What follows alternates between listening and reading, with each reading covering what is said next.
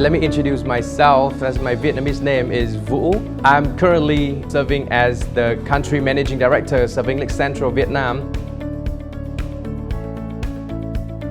The very first time I was with the community as a participant. I joined the community to learn from others, teachers along the country, naturally become COP leaders. In Vietnam, we have a group of Zalo with over 1,000 members, very actively joining the sharing workshop every month.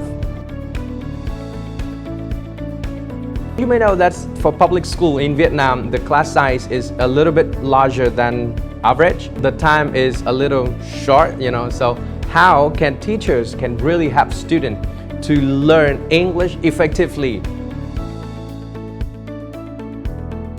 I focus on how to, develop the learning experience of Vietnamese students.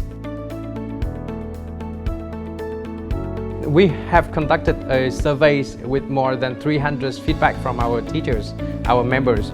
They say that they have shifted from a traditional to a more engaging and student-centered approach. They integrate more of dialogue-based activities and gamifications, which help their students to become more engaged.